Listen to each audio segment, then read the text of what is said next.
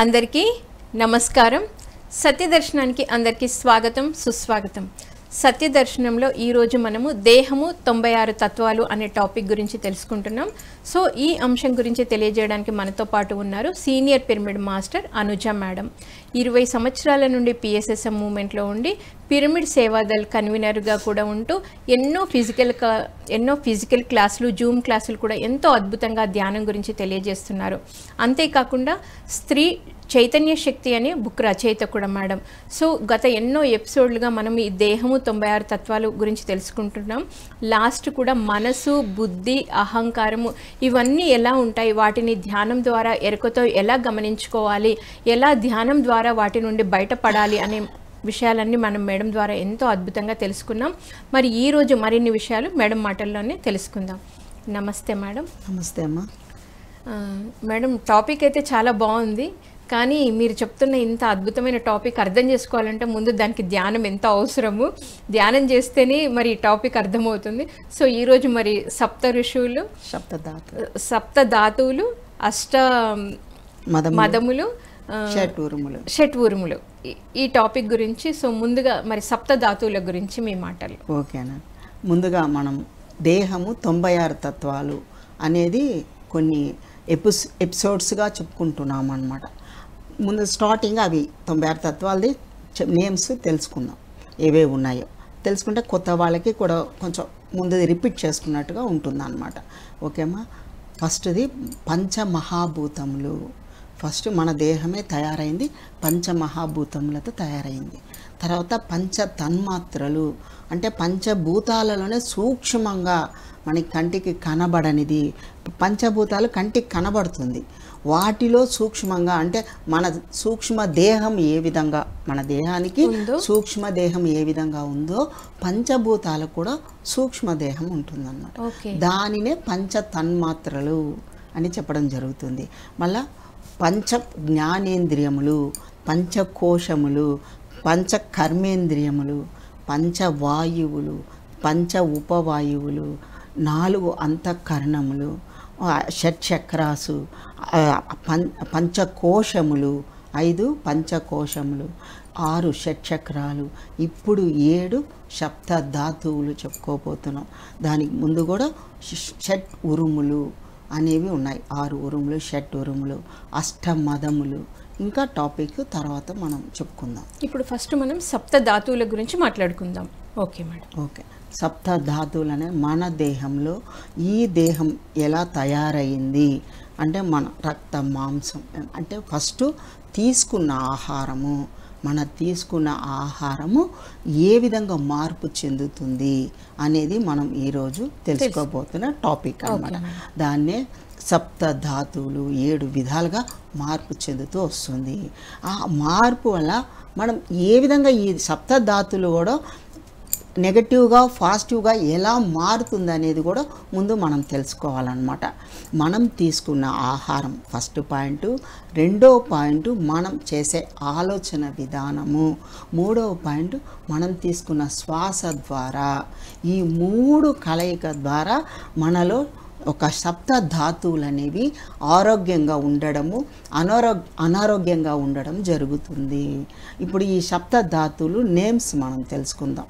రసం, రక్తం, మాంసం, మజ్జ, మేద. 4వది మేద. మేద, ఎముక, మజ్జ, శుక్లం. శుక్ల శోణితం అనొచ్చు. స్త్రీలలో శుక్లం అండం అంటారు, పురుషులలో వీర్యం అంటారు అన్నమాట. ఇట్లా ఇవి సప్త ధాతువులు. ఈ సప్త ధాతువులు మనం ముందు తీసుకున్న ఆహారం రసంగా మారుతుందని చెప్పాము. అంటే పచనం అవుతుంది కదా, పచనం అయిన తర్వాత అది రసంగా మారుతుంది. ఆ రసం అనేది 2వ స్టేజ్ రక్తంగా మారుతుంది. రక్తంలో మనకు విటమిన్స్ అని, ప్రోటీన్స్ అని ఎన్నో రకాల మనకి పదార్థాలు, మినరల్స్ అన్నీ వస్తుంటాయి. ఆ తర్వాత ఇది మళ్ళీ ప్రాసెస్ జరిగిన తర్వాత మాంసంగా మారుతుంది. మాంసం అంటే మనం కండ నరాలు మనకు కనబడే మాంసం అన్నమాట. తర్వాతది మేద. మేద అంటే ఇది కొవ్వు అన్నమాట. అంటే మనం ఉదాహరణకి పాలు పెరుగుగా మారి పెరుగుని చిలికిన తర్వాత వెన్నగా ఎలాగొస్తుందో ఇలా మార్పు చెందుతూ రసము రక్తంగాను, రక్తము మన మాంసంగా మారి, మాంసం అనేది తర్వాత మేదగా మారుతుంది. మేదగా అంటే కొవ్వుగా మారుతుంది అనమాట. అది అంటే మనం పాలు ఎలాగైతే పెరుగుగా మారి పెరుగు నుంచి వెన్న ఎలాగ తీస్తామో ఆ విధంగా ఒకటి తర్వాత ఒకటి ఇవి మార్పు చెందుతూ ఉంటాయి. మార్పు చెందిన తర్వాత మనకి కొవ్వుగా మారుతుంది. అది కొన్ని రోజులకి ప్రాసెస్ తయారయ్యి ఎముకగా మారుతుంది, గట్టి పడుతుంది. గట్టి పడిన తర్వాత మళ్ళీ మజ్జగా మారుతుంది. మజ్జగా ఎప్పుడు మన ఎముక మధ్యలో ఉంటుంది.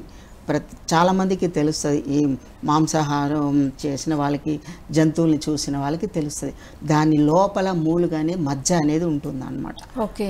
ఆ మజ్జ అనేది ఎముక లోపల ఉంటుంది.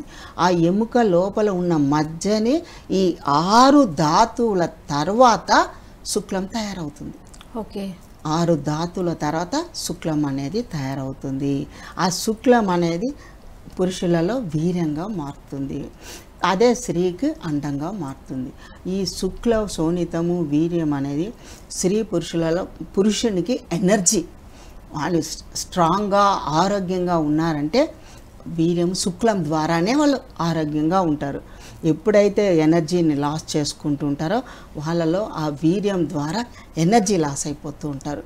అనారోగ్యాలు స్టార్ట్ అవుతాయి. వాళ్ళకి త్వరగా మరణం కూడా సంభవిస్తుంది. వీర్యం ఎంత వాళ్ళు ఖర్చు చేస్తారో, వీర్యాన్ని ఎంత శుక్లం అంటారు దాన్ని, ఎంత పోగొట్టుకుంటుంటారో వాళ్ళ ఎనర్జీ డౌన్ అయిపోతూ ఉంటుంది అన్నమాట. ఈ విధంగా మనం సప్త ధాతువులు ఇది దేని ద్వారా, అదే మనము ధ్యానం ద్వారా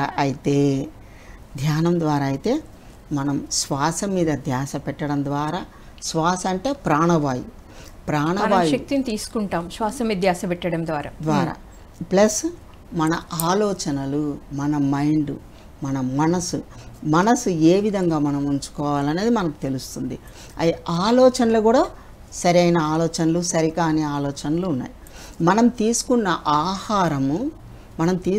ఆహారంలో ప్లస్ యాడ్ అవుతుంది మనసులోని ఆలోచనలు, నెగటివ్ ఆలోచనలు, పాజిటివ్ ఆలోచనలు, 2 ఆలోచనలు ఆహారంలో కలయిక జరుగుతుంది. ప్లస్ మనం తీసుకున్న ప్రాణవాయువు, ఈ 3 కలయిక ద్వారా ఆహారము, శ్వాస ద్వారా మనం తీసుకుంటున్న ప్రాణశక్తి, మన ఆలోచనలు, సో ఈ 3 కలుస్తాయన్నమాట. ఓకే. కలవడం ద్వారా మనలో పాజిటివ్గా నెగిటివ్ అంటే శరీర ఆరోగ్యము, సప్త ధాతువులు ఒకటి తర్వాత ఒకటి మార్పు చెందుతుంది. ఎముకలు గట్టిగా ఉండాలన్నా, మన మాంసం, మన శరీరం స్ట్రాంగ్గా దృఢంగా మజిల్స్ ఉండాలన్నా, మన రక్తము కలుషితం కాకుండా ఉండాలన్నా, అంటే బీపీలు, షుగర్లు ఎలా వస్తున్నాయండి? మనం తీసుకున్న ఆహారంలో ఆలోచన ఏదో ఉంటుంది. అంటే బయట విషయాలు, టీవీ 9లు చూడడము, లేకుంటే నేరాలు ఘోరాలు చూడడము, నెగటివ్ ఆలోచన, ఎవరి మీదో ద్వేషంతో మాట్లాడుకుంటూ ఆహారం తీసుకోవడము, అసలు శ్వాసనే గమనించకపోవడము, అసలు మనసుని గమనించకపోవడము, మనం తీసుకున్న ఆహారం ఏం తీసుకుంటున్నాము గమనించకపోవడము, ఏదో లేకుండా తినడము, యాంత్రికంగా తినడము, తద్వారా ఈ సప్త ధాతువులన్నీ కూడా అనారోగ్యానికి గురవుతాయి. అనారోగ్యానికి గురవుంటే మన రక్తము కలుషితం అవుతుంది. అక్కడే బీపీలు, షుగర్లు స్టార్ట్ అయిపోతాయి. మజిల్స్ స్ట్రాంగ్నెస్ లేకపోవడము, మళ్ళీ విటమిన్స్, ప్రోటీన్స్ అవన్నీ సరిగా సమపాలలో అందకపోవడం, లోపల calcium, iron deficiency, vitamin D3 ఎలా తయారవుతుంది? మన దేహంలోనే తయారవుతుంది. విటమిన్ D3 అనేది మన దేహంలోనే తయారవుతుంది. ప్లస్ మన సూర్యకిరణాల ద్వారా విటమిన్ D తయారవుతుంది. ప్లస్ మనం ఆరోగ్యంగా ఉన్నప్పుడు మన వాకింగ్, జాగింగ్లు, యోగాలు అవన్నీ చేస్తున్నప్పుడు మనం తీసుకున్న ఆహారము మనకి ఆరోగ్యవంతంగా ఉంటుంది, ఆరోగ్యాన్ని ఇస్తుంది. కానీ మన ఆలోచనల ద్వారా, మన శ్వాస ఎరుక లేకుండా ఇవన్నీ చేయడం ద్వారా బీపీలు, షుగర్లే కాకుండా ఏ భాగాలకు కూడా ఆయా భాగాలకి అనారోగ్యాలు వచ్చే అవకాశం ఉంది. ఒక్కొక్కటి అనారోగ్యాలు కూడా వచ్చే అవకాశం ఉంది. కనుక మనం ఎరుకతో శ్వాసను కూడా గమనిస్తూ మన మనసులో ఎటువంటి ఆలోచన లేని స్థితిలో మనం తీసుకున్న ఆహారము ఎరుకతో తీసుకుంటూ ఆస్వాదిస్తూ ఆస్వాదిస్తూ ఆ టేస్ట్ని ఆస్వాదించినప్పుడు ప్రాణశక్తి అందులో కలిసి ఉంటుంది.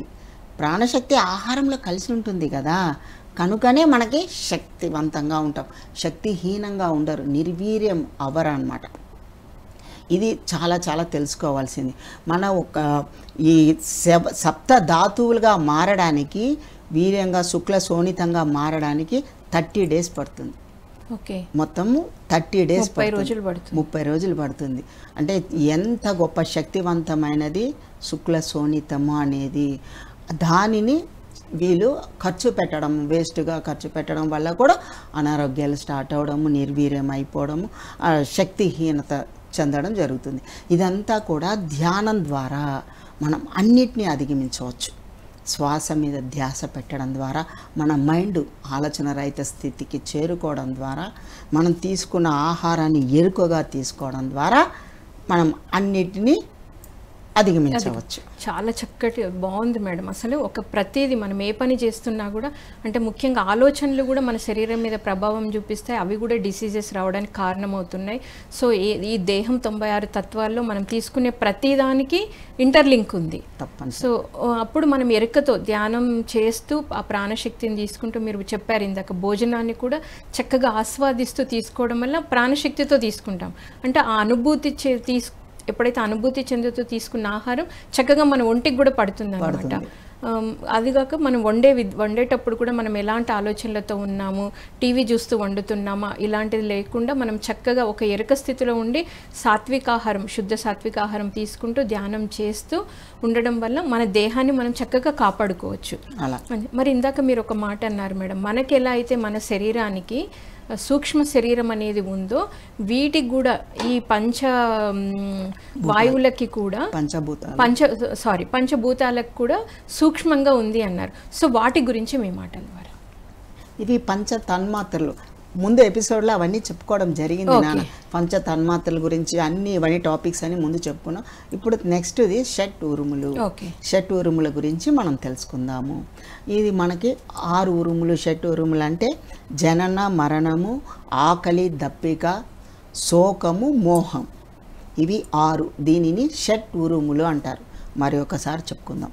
జననము, మరణము, ఆకలి, దప్పిక, మోహము, శోకము, మోహం.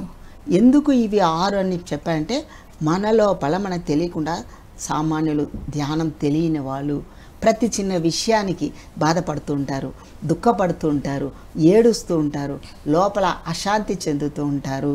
అది కొంతమంది జననము తీసుకోండి, జననానికి సంతోషపడతారు, బాగానే ఉంది.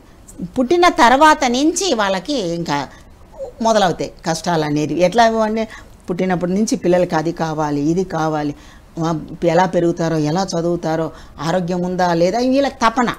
అది లాస్ట్కి మరణానికి కూడా దారితీస్తుంది. ఎట్లా మరణం కూడా ఒక బాధ, దుఃఖంగా తీసుకుంటారు. ఇంట్లో వాళ్ళు ఎవరైనా చనిపోతే అది జీవితాంతం బాధపడ్డము, దుఃఖపడ్డము, అశాంతిగా ఉండడం, ఇవన్నీ కూడా తెలవక ఈ దేహం అనేది ఎంతవరకు ఉంటుంది, అశాశ్వతము. ఈ దేహము పంచభూతాలతో కూడుకున్న దేహము. ఇది ఎప్పటికైనా నశించేదే. 84 లక్షల జీవరాశులు, 84 లక్షల జీవరాశులు ఏవైనా ఎప్పటికైనా మరణించాల్సిందే. శ్రీకృష్ణ పరమాత్మ కూడా భగవద్గీతలో చెప్పారు కదా మేడం, జన్మించిన వాడికి మరణం తప్పదు, మరణించిన వాడికి ఏ మహానుభావుడు వచ్చినా సత్యాన్ని చెప్తున్నారు, కానీ ఆ సత్యాన్ని అర్థం చేసుకొని మనం ఇంప్లిమెంటేషన్ చేయడం లేదు, అందుకే దుఃఖం వస్తుంది. సో ఇప్పుడు మనకు పత్రిజీ వచ్చిన తర్వాత అందరం ఆ దుఃఖం నుండి బయటకైతే వచ్చేసాం. అది తెలియక ఈ జనన మరణాలలో కొట్టుమిట్టాడుకుంటూ అశాంతి, దుఃఖము, బాధ, ఈ టెన్షను, భయాందోళన, ఇవన్నీ వలన వాళ్ళకి నెగటివ్ ఎనర్జీ అనేది లోపల ఫామ్ అయిపోతుంది. జననం అనేది పుట్టిన తర్వాత మరణం తప్పదు అనేది ప్రతి ఒక్క జీవి, ప్రతి ఒక్క ప్రాణికి ఉన్నదన్నమాట. దానికి మనం శోకించక తగదు అనేది మన శ్రీకృష్ణ పరమాత్మ మీరు చెప్పింది కరెక్ట్ అనమాట. చాలా దానికి ఒక శ్లోకం కూడా ఉంది కదా మేడం, జాతస్య హి ధ్రువో మృత్యు ధ్రువం జన్మ మృతస్య చ తస్మాద్ అపరిహార్దేనత్వం శోచితుమర్హసి. Correct, very good. ఈ విధంగా జననం గురించి, మరణం గురించి శోకించక తప్పదు, తగదు, తగదు. శోకించక తగదు అని చెప్పడం జరిగింది. రియల్గా మనం అదే ధ్యానం తెలుసుకున్న వాళ్ళము, ఈ జ్ఞానము ఆత్మజ్ఞానం తెలుసుకున్న వాళ్ళము. ఈ దేహము నేను కాదు, ఈ దేహము 96 తత్వాలతో కూడుకున్న దేహము, పంచభూతాలతో కూడుకున్న దేహము, ఈ దేహంలో నివసించే ఒక ఆత్మ చైతన్యము నేను అనేది మనం తెలుసుకున్నాం కనుక ఈ క్షణంతో పాటుగా ఉండడము, వర్తమానంలో జీవించడము, లివింగ్ ఇన్ ద మూమెంట్లో జీవించడము, ప్రతి క్షణమే ఎరుకతో ఉండడము, ముందు క్షణాన్ని మర్చిపోవడము, లేకుంటే ముందు క్షణాన్ని గుర్తుపెట్టుకోవడము, ముందు క్షణమే కాదు కొన్ని నిమిషాల ముందు, కొన్ని రోజులు, కొన్ని నెలలు, కొన్ని సంవత్సరాలు ముందు కూడా మన గుర్తు చేసుకుంటూ, మననం చేసుకుంటూ, దానినే రిపీట్ చేసుకుంటూ, దానినే శ్రవణం, మననం, నిధిధ్యాస ఇవి చేస్తారనమాట. మనకు పత్రిసారేమో ఇవి చేయమంటారు, చక్కగా వినండి, స్వాధ్యాయం చేయండి, సజ్జన సంగతి అది మననం చేసుకోమంటే ఇది చేయడం వల్ల ఏం జరుగుతుంది అని. ఇది సామాన్యులు పాపం తెలవక జరిగిపోయిన దాన్ని శ్రవణం, మననం, నిధిధ్యాస, సాక్షాత్కారం చేస్తూ ఉంటారు. అదే ధ్యానులు శ్రవణం, మననం అని ఏదైతే జ్ఞానం తెలుసుకున్నామో, ఏదైతే ఆత్మజ్ఞానం తెలుసుకున్నామో దానినే శ్రవణం చేస్తాం, దానినే మననం చేస్తాం. మననం చేసి రిపీట్ చేసుకుంటాం. ఎందుకు రిపీట్ చేసుకుంటాము? మళ్ళీ దాన్ని జ్ఞానాన్ని మనం తీసుకోవడానికి, ఆచరించడానికి, ఆచరణ కోసం మనం రిపీట్ చేసుకోవాలి. శ్రవణం, మననం, నిధిధ్యాస తీసుకున్న దానిని చెప్పాలి కూడా. మనం 10 మందికి చెప్తాం ఈ జ్ఞానం ఇలా ఉంది, సత్యం అంటే ఏంటి, అసత్యము గురించి చెప్తాము, ధర్మము అధర్మం గురించి చెప్పడము. మనం తెలుసుకున్నప్పుడు, మనం ఆచరించినప్పుడు మనం ఎదుటి వాళ్ళకి చెప్పగలుగుతాం. మనమే తెలుసుకోక మనకే ఆచరణ లేదు, మనమే మననం చేయట్లేదు, మళ్ళీ రిపీట్ ఎట్లా చేస్తాం? రిపీట్ చేయలేరండి. సబ్ కాన్షియస్ మైండ్లో నువ్వు రికార్డ్ చేసుకోవాలి. ఏదైనా నువ్వు మంచి ఆలోచన చేసినా రికార్డ్ అవుతుంది, నువ్వు చెడు ఆలోచనలు చేసుకున్నా రికార్డ్ అవుతుంది. అదే మనము మంచి ఆలోచన చేసి రికార్డ్ చేసుకుంటే అది మనం రిపీట్ చేయగలుగుతాము. నువ్వు ఏదైతే తీసుకుంటావో అదే రిపీట్ చేస్తావు. యద్భావం తద్భవతి. అది తెలవక పాపం ఆత్మజ్ఞానం లేని వాళ్ళు, జ్ఞానం వేరు, ఆత్మజ్ఞానం వేరు. ఇది కూడా ఉంది మేడం. జ్ఞానం అంటే ప్రాపంచిక విషయాల గురించి మాట్లాడేది జ్ఞానం అన్నమాట. ఆత్మజ్ఞానం అంటే ఆత్మ గురించి మాట్లాడేది.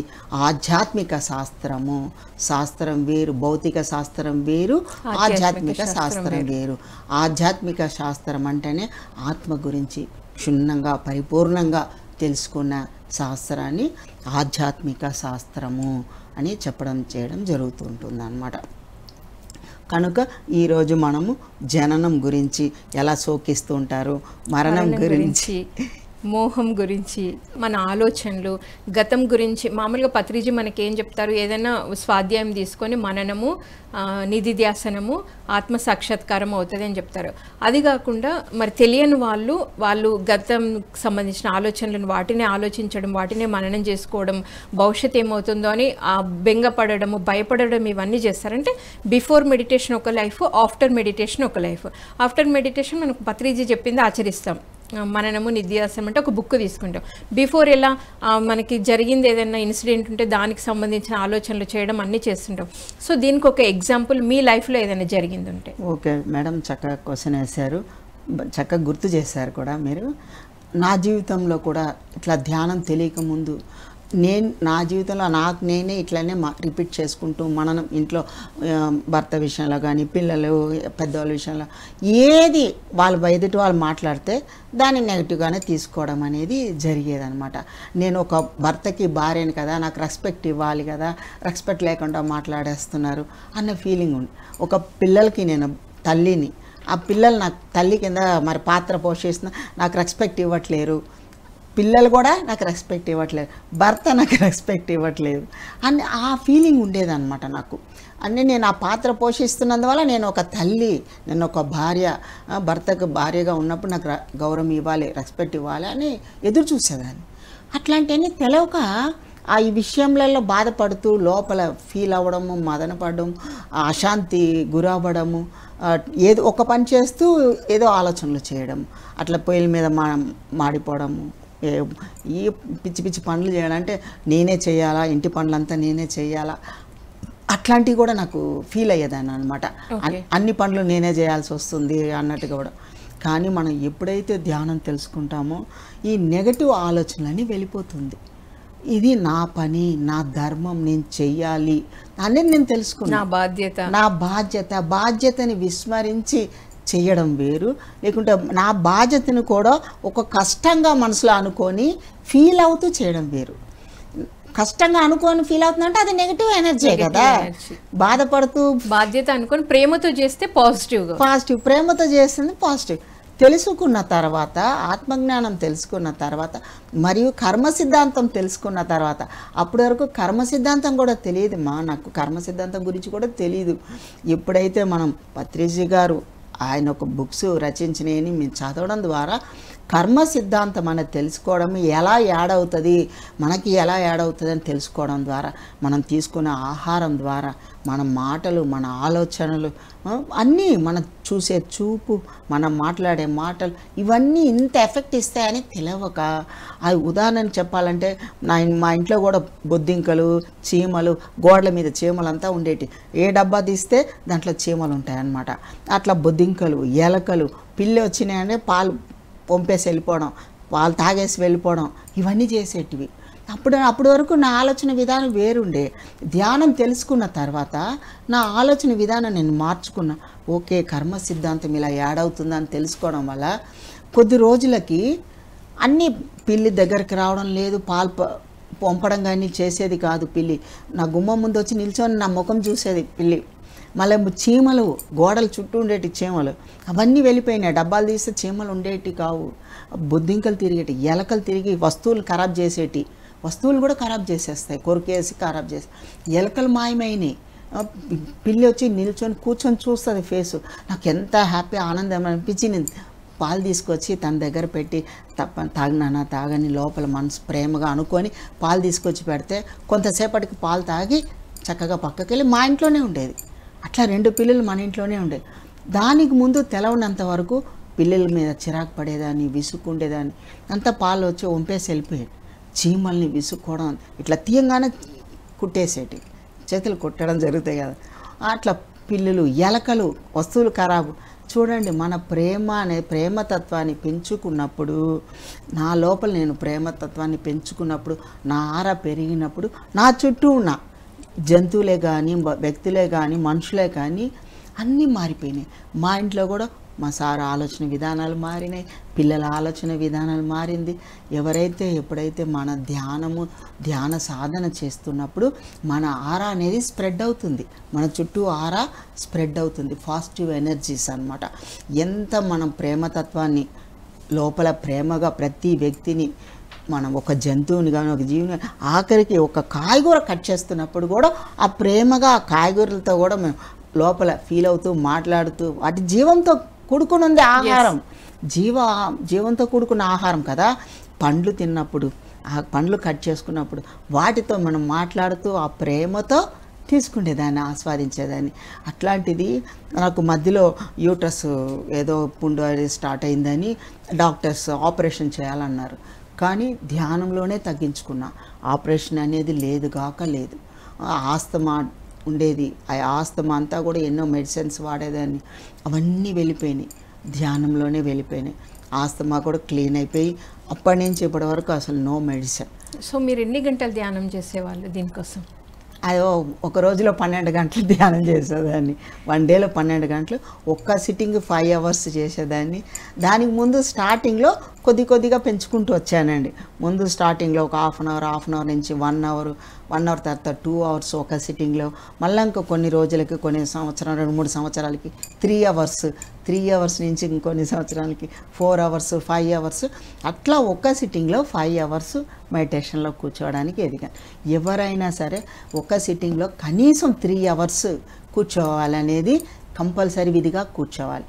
తద్వారా ఏమంటే మన శారీరక రుగ్మతలు మనం తగ్గించుకోవచ్చు, మానసిక ప్రశాంతతను పొందడం మరియు ఆత్మస్థితికి చేరుకోవడం జరుగుతుందన్నమాట. మినిమం ఒక సిట్టింగ్లో 3 అవర్స్కి పెంచుకోవాల్సింది ప్రతి ఒక్కరు కూడా. విధిగా ప్రతి ఒక్కరం 3 అవర్స్ కూర్చున్నప్పుడు మనం అనుకున్నవి మనం సాధించగలుగుతాం. మన శారీరకంగా ఎటువంటి రుగ్మతలు అనారోగ్యాలు వచ్చినా కూడా మనం మెడిసిన్స్ లేకుండా మన ధ్యాన శక్తితో మనం దాన్ని అధిగమించగలుగుతాం. అది నా జీవితంలోని నేను అవన్నీ జరిగినాయి. నాకు ఇప్పుడు ఎటువంటి అనారోగ్యం లేదు, అన్నీ హ్యాపీగా ఆరోగ్యంగా అన్ని విధాల వెల్ సెటిల్ బ్రహ్మాండంగా ఉన్నాం. నా యొక్క ఆలోచన విధానం కానీ, నా యొక్క స్థితి కానీ, నా ఆత్మ ఉన్నతి కానీ అన్నీ నాకే తెలుస్తుంది. నా ఇన్నర్ నాకు తెలుస్తుంది, నేనేంటో నాకు తెలుసు. నా అనుభవం నుంచి నేను చెప్తున్నాను అనమాట. ఏదైనా ఈ జ్ఞానం అందిస్తున్నాం అంటే కూడా నా అనుభవంలో నుంచే నేను ఇవన్నీ కూడా చెప్పడం చేస్తున్నాను అనమాట. Wonderful madam. అంటే బిఫోర్ అనుజ మేడం అంటే ఏంటి, ఆఫ్టర్ అనుజ మేడం అంటే ఏంటి, ఎంతో అద్భుతంగా తెలియజేశారు. సో ధ్యానం అనేది మీ జీవితంలోకి రావడంతోనే పాజిటివ్ థింకింగ్ అనేది ప్రారంభించారు. ఎప్పుడైతే పాజిటివ్ థింకింగ్తో ఉండడం వల్ల చుట్టుపక్కల ఎన్విరాన్మెంట్ అంతా మారిపోయింది. కుటుంబ సభ్యులు కూడా మిమ్మల్ని చక్కగా అర్థం చేసుకోవడము, దాని తర్వాత మీరు ధ్యాన ప్రచారానికి వెళ్ళడము చాలా బాగుంది అనమాట. సో మరి మేడం ఈరోజు మనం ఇప్పుడు సప్త ధాతువుల గురించి మాట్లాడుకున్నాం. షట్ ఊర్ముల్లో మనము ఆ 6 టాపిక్స్ చెప్పారు. దాంట్లో జననము మరణము చెప్పుకున్నాము. తర్వాత వచ్చేసి ఏంటి దాని గురించి కొంచెం విపులంగా మీ మాటల్లో. ఓకే, ఫస్ట్ మనం జనన మరణం గురించి సామాన్య మానవులు ఎలా శోకిస్తుంటారు, ఎలా బాధపడతారు, పండితుడు ఎలా బాధపడతాడు, పండితుడు ఎలా ఉంటారు, పామరుడు ఎలా ఉంటాడు. ఆత్మజ్ఞానం ఉన్నవాడు పండితుడు దుఃఖించుడు, ఆత్మజ్ఞానం లేనివాడు పామరుడు దుఃఖిస్తాడు అనమాట. ఓకే, నెక్స్ట్ ఆహారం, ఆకలి దప్పికలు. ఆహారంలో తీసుకునే ఆహారము ఆకలి దప్పిక.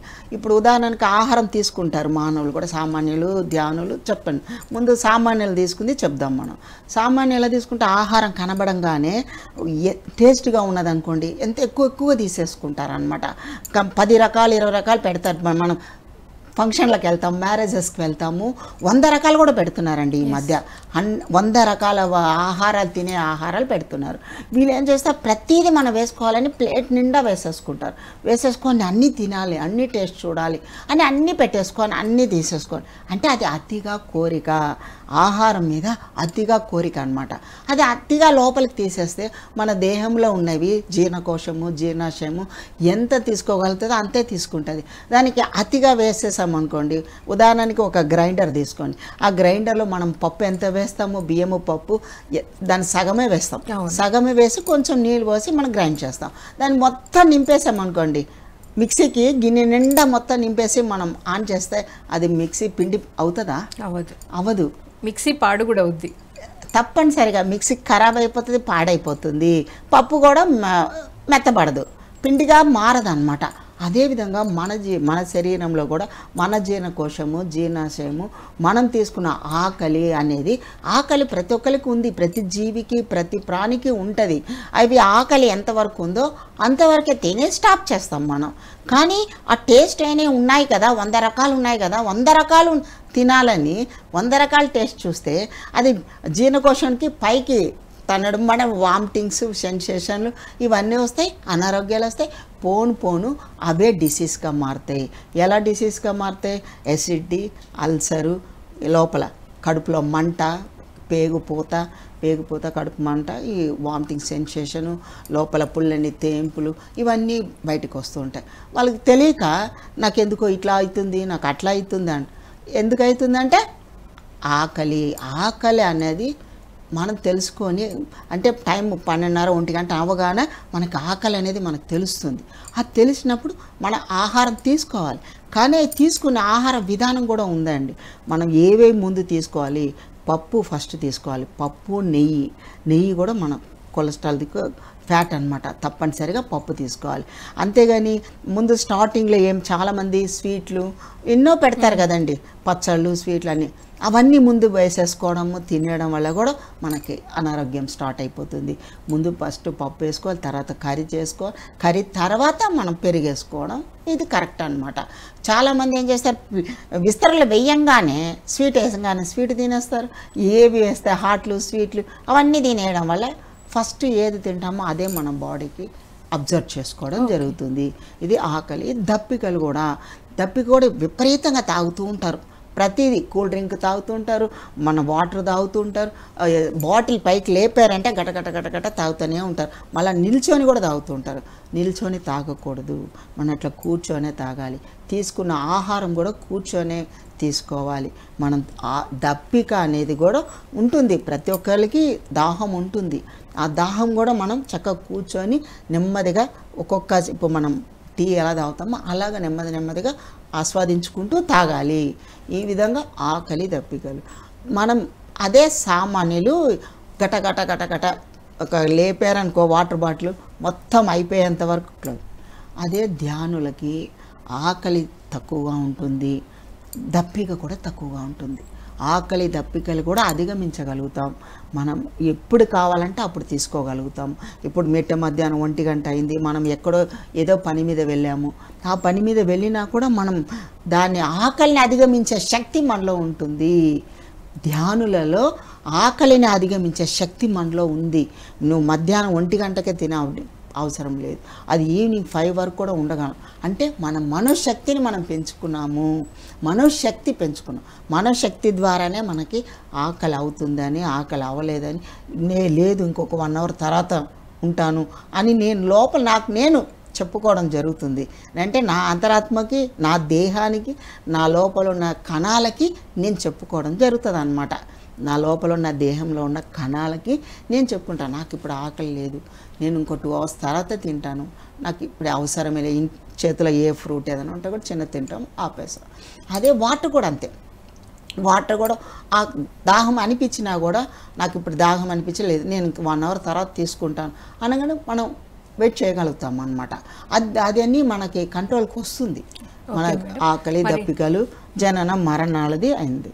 తర్వాతది శోకము, మోహం. ఓకే మేడం, మరి ఆకలి దప్పుల గురించి ఎంతో చక్కగా, అంటే మనము తినే విధానం ఎలా ఒక ఎరకతో గమనించుకుంటూ మనం కావాలంటే కణాలకు కూడా సజెస్ట్ చేసుకోవచ్చు. నాకు ఇప్పుడు దాహం అవుతుంది కానీ నేను ఒక 1/2 అవర్ తర్వాత తాగుతాను, ఇప్పుడు నేను వేరే వర్క్లో ఉన్నాను అని కూడా మనము మనం చెప్పుకోవచ్చు.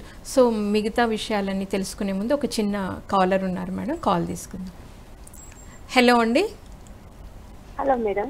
నమస్తే మేడం, మీ పేరు ఎక్కడి నుంచి మాట్లాడుతున్నారు? నా పేరు నాగమణి మేడం, ఖమ్మం నుంచి చేస్తున్నాను. ఎస్ మ్యామ్, చెప్పండి. అదే గ్యాస్ట్రిక్ ప్రాబ్లం ఉంది, నాకు గుండె దడ వస్తూ ఉంటుంది, దాని గురించి సలహా అడుగుదామని. ఓకే మేడం, మీకు గుండెలో నొప్పి ఉంది, గ్యాస్ట్రిక్ ప్రాబ్లం ఉంది, సో ధ్యానం ద్వారా దీన్ని ఎలా తగ్గించుకోవాలి అని అడుగుతున్నారు, అంతేనా మేడం?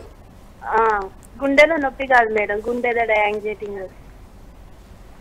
ఏంటి మేడం? కొంచెం గట్టిగా మాట్లాడండి మేడం, కొంచెం గట్టిగా మాట్లాడండి. యాంగ్జైటీ వస్తుంది మేడం. ఓకే, టెన్షన్ వస్తుంది. టెన్షన్ వస్తుంది, అంతేనా మేడం? ఇంకేమన్నా అడగాలనుకుంటున్నారు? థైరాయిడ్, షుగర్ కూడా ఉంది మేడం. ఓకే అమ్మా. సో మీరు ఎక్కడుంటారు? ఖమ్మం మేడం. ఖమ్మంలో మీకు pyramid masters, pyramid meditation centre దగ్గరలో ఏదైనా ఉందా? తెలియదు మేడం, ఇంతవరకు ఎక్కడ పోలేదు. ఓకే మేడం, ఇప్పుడు అనుజ మేడం మాట్లాడతారు. సో మనకు పత్రి సార్, ఖమ్మంలో మీకు కాస్మిక్ వ్యాలీ అని ఉంది మేడం, మీరు గూగుల్లో సెర్చ్ చేసినా మీకు తెలుస్తుంది. కాస్మిక్ వ్యాలీ అని ఖమ్మంకి నియర్ బై ఉంటుంది, అక్కడ మనకి పెద్ద పిరమిడ్ ఉంది. సో అక్కడికి వెళ్ళి కూడా మీరు ధ్యానం చేసుకోవచ్చు. సో దీనికి ధ్యానం ఎంతసేపు చేయాలి అనే విషయాలన్నీ మేడం చెప్తారు. మేడం పత్రి సార్ కూడా అంటారు ధ్యానం సర్వరోగ నివారణి అంటారు. సో మరి తనకున్న ప్రాబ్లమ్స్ కూడా ఎక్కువనే ఉన్నాయి. సో దానికి ఎంత టైం ధ్యానం చేయాలంటారు? మేడం ఎంతసేపు ధ్యానం చేస్తున్నారండి? మేడం మీరు ఎంతసేపు ధ్యానం చేస్తున్నారు? మేడం మేడం వింటున్నట్టున్నారు, కాల్ కట్ చేసినట్టున్నారు, మీరు చెప్పండి మేడం. ఓకే, మా ఫస్ట్ స్టార్టింగ్లో కొత్తగా ఉన్నవాళ్ళు ఎవరు ఏజ్ ఎంత ఉందో అన్ని నిమిషాలు విధిగా చేయాలి. 2 పూట్ల చేసుకోవాలి, 2 టైమ్స్ చేసుకోవాలి, మరియు శాకాహారులై ఉండాలి. అవునా, ఎర్లీ మార్నింగ్ 4 o'clock బ్రహ్మముహూర్త టైంలో తప్పనిసరిగా ధ్యానం చేసుకోమనండి. కనుక కాస్మిక్ ఎనర్జీ అనేది మనకి ఫ్రీ ఎనర్జీ అన్నమాట. 4 o'clock బ్రహ్మముహూర్తం టైంలో మనం ధ్యానం చేయడం వల్ల ఎటువంటి ఆలోచనలు, నెగిటివ్ ఆలోచనలు, మన చుట్టుపక్కల ఉన్న వాళ్ళందరూ కూడా లేవడము, శబ్దాలు, లేకుంటే వాళ్ళ యొక్క ఆలోచనలు ఇవన్నీ మన చుట్టూ ఉంటాయి, మన ఇంట్లో ఉన్న వాళ్ళదే అన్నీ కూడా. కానీ ఆ ప్రశాంత వాతావరణం సమయంలో హై ఎనర్జీస్, కాస్మిక్ ఎనర్జీ అనేది ఫ్లో ఉంటుంది. కనుక ఆ సమయంలో ధ్యానం చేయడం ద్వారా మనం అపారమైన శక్తి తీసుకోవడం జరుగుతుంది. Body, mind and soul cleaning, healing process జరుగుతుందండి. మరి దాన్ని సమయాన్ని ఉపయోగించుకోవాలి. అదే స్టార్టింగ్ కొన్నేళ్ళు అయింది అనుకోండి, మినిమం 2 hours ధ్యానం, 2 hours నుంచి పెంచుకోవాలి 3 hours. ఒక సిట్టింగ్లో 3 hours ధ్యానం చేయాలి. గ్రూప్ మెడిటేషన్ కూడా తప్పనిసరిగా విధిగా చేయాలండి. సజ్జన సాంగత్యం చేయాలి. ధ్యానము, స్వాధ్యాయము, సజ్జన సాంగత్యము మరియు ఆచార్య సాంగత్యం కూడా చేయాలి. ఇవన్నీ విధిగా చేస్తూ ఉండాలి. యా మేడం, ఎంతో అద్భుతంగా చెప్పారు. సో మేడం, మీరు ఇప్పటివరకు ధ్యాని అయ్యి ఉంటే మీకు ఆల్రెడీ ధ్యానం తెలుసుంటే ఓకే, లేకపోతే ఇది శ్వాస మీద ధ్యాస మేడం. వేళ్ళల్లో వేళ్ళు పెట్టుకోవాలి, కళ్ళు 2 మూసుకోవాలి, సహజంగా జరుగుతున్న ఉచ్ఛ్వాస నిశ్వాసాలని గమనిస్తూ ఉండాలి.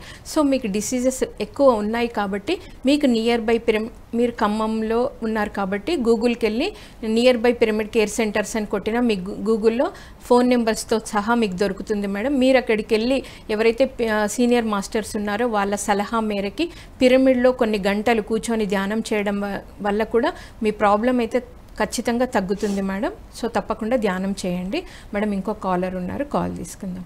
హలో అండి. హలో అండి మేడం నమస్తే, చెప్పండి ఎక్కడి నుండి మాట్లాడుతున్నారు? ధ్యానం చేసిన శ్వాస ఆగిపోతుంది కదండి, మరి ఒకసారి అలాంటప్పుడు మౌనంగా ఉండొచ్చా అండి? మేడం మీరు ఏమడుగుతున్నారంటే ధ్యానం చేస్తున్నప్పుడు శ్వాస ఆగిపోతుందా?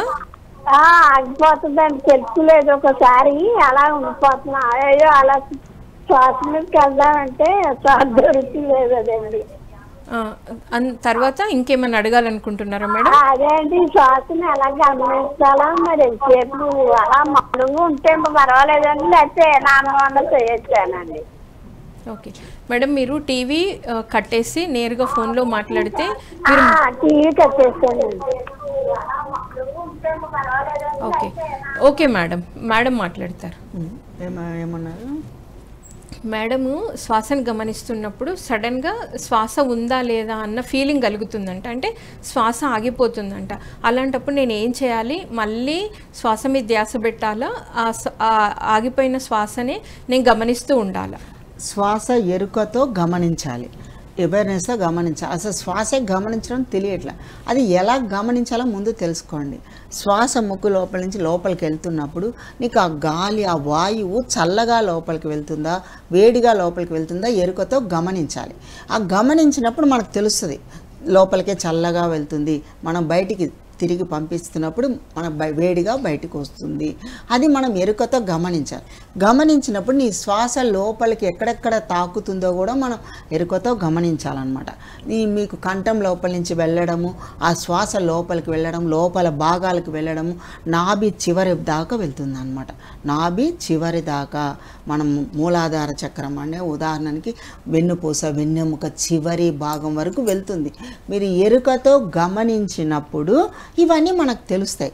ఎరుక లేకుండా శ్వాస ఎక్కడ గమనించాలో తెలియట్లే. మీ శ్వాస 1-2-3 సార్లు మీరు ఎరుకతో గమనించండి, మీకు తెలుస్తుంది అనేది వాళ్ళకి కంపల్సరీ తెలవాలి. శ్వాస తెలియట్లేదంటే ఆలోచనలు వస్తున్నాయి, ఆలోచనలు కట్ చేయాలి. ఆలోచనలు కట్ చేసినప్పుడు శ్వాస మీద ధ్యాస పెట్టగలుగుతారు. ఆలోచనలే రిపీట్ అవుతున్నాయి, ఆ రిపీట్ అవుతుంటే శ్వాసని గమనించలేకపోవడం జరుగుతుంది. ఆలోచన వచ్చినప్పుడు శ్వాసనే గమనించాలి. ఆ గమనించే విధానం కూడా చెప్పడం చేసామన్నమాట. శ్వాస లోపలికి వెళ్తుంది, ఎలా వెళ్తుంది, ఎక్కడెక్కడ వెళ్తుంది, మళ్ళీ కుడి ముక్కు గుండా శ్వాస ప్రయాణం జరుగుతుందా, లేక ఎడం ముక్కు రంధ్రం గుండా ప్రయాణం జరుగుతుందా ఎరుకతో గమనించాలి. కుడి పక్క నుంచి కొంతమందికి వెళ్తూ ఉంటుంది శ్వాస, కొంతమందికి ఎడముక్కు గుండా వెళ్తూ ఉంటుంది, కొంతమందికి మొత్తం బ్లాక్ అవుతుంది, ఒక పక్క ఎడం పక్క ముక్కు బ్లాక్, మరి కొంతమందికి కుడి పక్క ముక్కు బ్లాక్, అట్లా కూడా ఉంటాయి. అది మీరు ఎరుకతో గమనించినప్పుడు క్రమక్రమంగా 2 బ్యాలెన్స్లకు రావడం జరుగుతుంది. అప్పుడు మనం శ్వాస ఎరుకతో గమనించగలుగుతారు. Thank you. సో ఇప్పుడు మనకి దీంట్లో ఇంకొక 2 ఉన్నాయి మేడం. అహంకారము, శోకము, మోహము. సారీ, శోకము, మోహం. దాని గురించి ఫైనల్గా మీ మాటలు. ఓకే. శోకము, మోహము, ఇది 96 తత్వాలు అనేది మనకి ఎన్ని రకాలుగా లోపల ఉన్నాయనేది ఎవరికీ అంత అర్థం కాదు, అంత తెలియదు కూడా. కానీ మన యోగులు ఇవన్నీ గుర్తించి, ఋషులు మునులు గుర్తించి మనకి గ్రంథాలు రాయడం జరిగింది. గ్రంథాలు రచించి దేహంలో 96 తత్వాలు కూడుకొని ఉంది ఈ దేహం అని వాళ్ళు వివరణ ఇవ్వడం ద్వారా దానిని మనము ఈరోజు చెప్పుకోవడం జరుగుతుంది. అంటే శోకము, మోహము అనేది చూడండి, చాలామందికి మోహం అంటే మన కుటుంబ సభ్యుల గురించి, మన పుట్టిన పిల్లలు, మన ఇంట్లో భర్త, భార్య, తల్లిదండ్రులు కానీ, అత్త మామలు కానీ, వాళ్ళ మీద విపరీతమైన మోహం పెట్టుకుంటారు. విపరీతమైన మోహం అంటే ప్రేమ, విపరీతంగా ప్రేమ.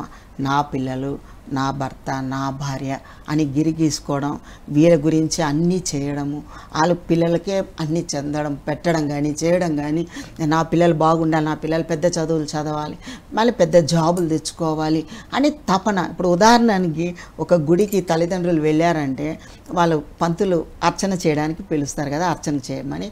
వాళ్ళ పేరు చెప్పమ్మని అంటే భర్త భార్య పేరు, భార్య భర్త పేరు చెప్పుకో, ఓకే సరే 2 పిల్లలు అని చెప్పు. కానీ వాళ్ళ వంశం అందరూ ఒక 20 మంది పేర్లు చదువుతారు అక్కడ టెంపుల్లో వెళ్ళి అర్చన చేసుకునే దగ్గర. ఎందుకు జరుగుతుంది అట్లా? మా అక్క చెల్లెళ్ళ పేర్లు చదవాలి, మా అన్నదమ్ముల పేర్లు చదవాలి, మన మనవాళ్ళు మనవరాళ్ళు అందరి పేర్లు అక్కడ చదువుతారు. అంటే దాన్ని ఏమంటారు? మోహము. అన్నిటి పట్ల మోహం, వ్యక్తుల మీద మోహము, వస్తువుల మీద వ్యామోహము, పదార్థాల మీద వ్యామోహము. ఈ వ్యామోహం ఉండడం ద్వారా నా పిల్లలు, నా కుటుంబము, నా తల్లిదండ్రులు, నా చుట్టాలు, నా అక్క చెల్లెలు, నా బంధువులు అని ఎప్పుడైతే ఈ వ్యామోహంలో కూరుకుపోతారో అదంతా కూడా బంధ విముక్తి అవ్వరనమాట. అన్ని బంధాలలో చిక్కుకోవడం జరుగుతుంది. అన్ని బంధాలు చిక్కుకొని, ఉదాహరణకి వాళ్ళు ఎవరైనా మాట్లాడకపోవడము, ఏదో ఒక మాట అనుకోవడము, ఒకరికొకరు ఏదో మాట అనుకుంటారు, అనుకునేసరికి వాళ్ళు సైడ్ అయిపోతారు, వాళ్ళు కొద్ది రోజులు మాట్లాడరు. ఇంకా ఆ బంధాలు, ఆ వ్యామోహము ఇవన్నీ వీళ్ళకి రిపీట్ అవుతూ ఉంటాయి. మనసులో రిపీట్ అవుతూ వాళ్ళు ఎందుకు మాట్లాడలేదు, నా గురించి తప్పుగా తీసుకున్నారా అని నెగటివ్ ఎనర్జీ ఫామ్ అవ్వడము, నెగటివ్ ఆలోచన ఫామ్ అవ్వడము, ఇవన్నీ సామాన్య మానవులు, ధ్యానం తెలియని వాళ్ళు చేసే ప్రక్రియ జరుగుతూనే ఉంటుంది. ఆ ప్రక్రియ జరుగుతుంది. అట్లాగే శోకం కూడా అంతే. ప్రతి చిన్నదానికి బాధపడతారు, ఏడుస్తారు, దుఃఖపడుతుంటారు. తెలియని వాటికి ఇన్ని విధాలుగా నాకే ఎందుకు ఇలా జరుగుతుంది.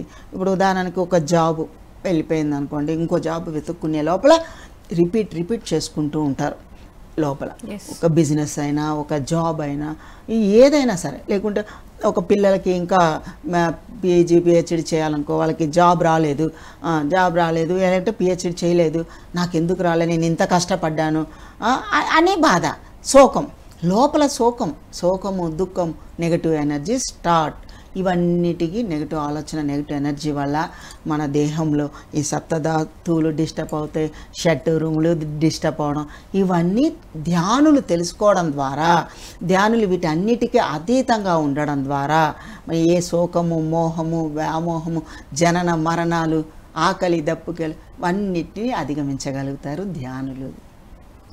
Thank you madam. మరి ఎంతో చక్కగా దేహము 96 తత్వాలు, ఆ 96 తత్వాలు, సప్తధాతువులు, షట్ ఊర్ములు అనే టాపిక్ తీసుకొని మళ్ళీ దాంట్లో సబ్ హెడ్డింగ్స్ని కూడా ఎంతో చక్కగా, మరి జననం అంటే ఏంటి, మరణం అంటే ఏంటి, ఆకలి దప్పులు ఏంటి, సామాన్య మానవుడికి ఎలా ఉంటాయి, ఒక ధ్యాని ఎలా ఉంటారు, శోకం ఎలా ఉంటుంది, మోహం ఎలా ఉంటుంది, ఎంతో అద్భుతంగా తెలియజేశారు. ముఖ్యంగా ఆలోచనలు, రిపీట్గా ఆలోచనలు చేస్తుంటే మన ఇన్నర్ మొత్తం ఎలా డిస్టర్బ్ అవుతుంది, ఒక ఎరక స్థితిలో ఉండాలి. వీటన్నిటికీ కావాల్సింది ధ్యానము. ఎప్పుడైతే మనం ధ్యానం చేస్తూ ఉంటామో ఆ ధ్యానం ద్వారా మనం ఒక ఎరకలోకి వచ్చి ఆలోచన చేస్తున్న ప్రతి ఆలోచనని ఇది సరి అయినదా సరికానిదా కూడా గమనించగలుగుతాము. దానికి మీ జీవితమే ఒక చక్కటి ఉదాహరణ అని మీ లైవ్ ఎగ్జాంపుల్ని కూడా మీరు తెలియజేశారు. Thank you ma'am. Thank you so much. Thank you so much.